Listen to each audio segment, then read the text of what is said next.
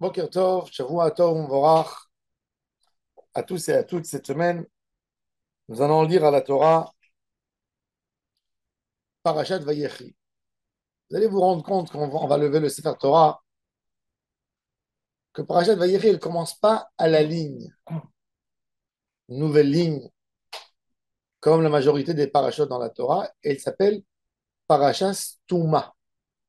C'est-à-dire que le texte continue tout de suite, comme si c'est à la ligne.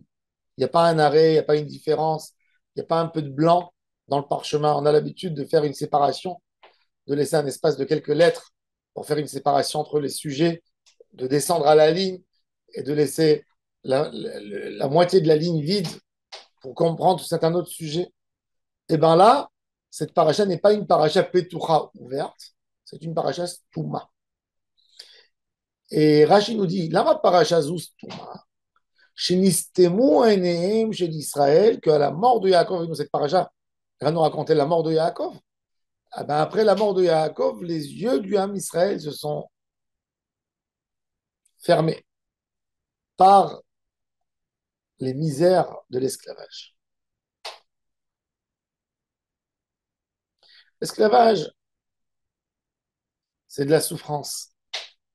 Yaakov Avinu, c'est le symbole du patriarche qui a souffert. C'est le symbole du juif errant. Celui que toute sa vie, il se sauve et il lutte sur son identité. Du moment où il est dans le ventre de sa mère, il a un débat avec son frère Esav. Après, il a besoin de récupérer la bracha d'une certaine manière. Après, il va se battre. Il va aller chez Lavan. Il va essayer de le rouler, de le voler, de l'escroquer. En fin de compte, il va venir en Israël. On va lui capturer sa fille Dina. Ensuite, sa femme Rachel est morte. Ensuite, il a eu l'histoire de Yosef. Bref, vers la fin de sa vie, il a besoin de quitter Israël et d'aller en Égypte.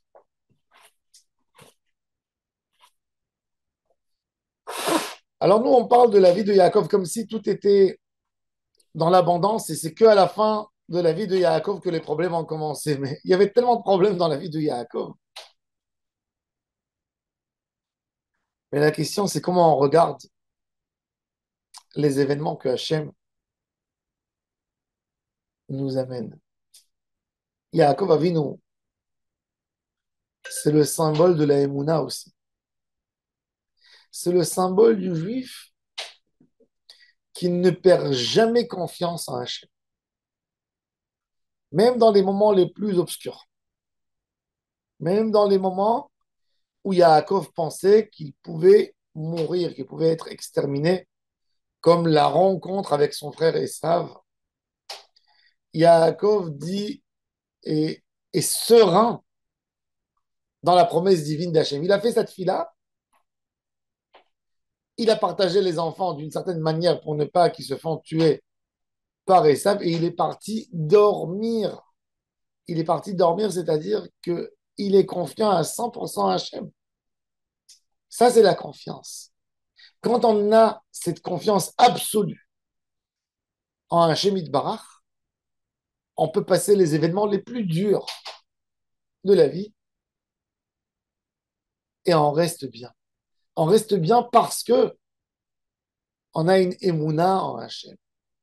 La émouna en Hachem fait vivre l'homme. Et quand l'homme perd cet exemple extraordinaire de cet homme qui a su vivre avec ses problèmes.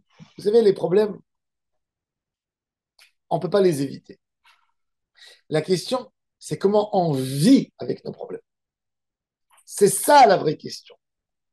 On ne peut pas avoir une vie où on est épargné de tout problème. La vie, elle amène avec elle les problèmes. Les problèmes existeront toujours. La question, c'est comment tu vis tes problèmes. L'exemple le plus banal, le plus simple du quotidien, de notre quotidien de tous les jours. Vous prenez rendez-vous, un rendez-vous spécial où vous avez besoin de signer un contrat, de gagner de l'argent, d'avoir un rendez-vous. Vous avez pris la route, vous avez vérifié, dans le Waze avant de prendre la route, il vous a dit que ça va durer 40 minutes. Et vous avez dit, tu sais quoi, moi je vais prendre 50 minutes pour être 10 minutes à l'avance pour m'organiser comme il faut.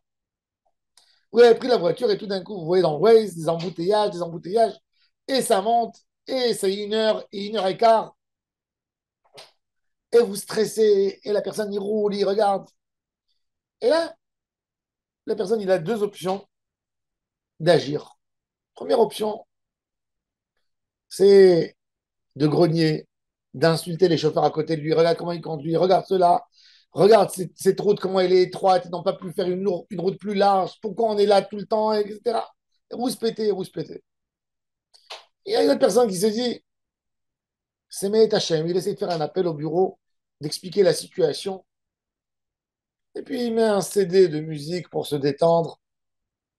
De toute façon, si tu vas t'énerver, ça ne va pas accélérer la vitesse de la voiture. Tu ne vas pas sortir de tout ce bouchon qui s'est fait.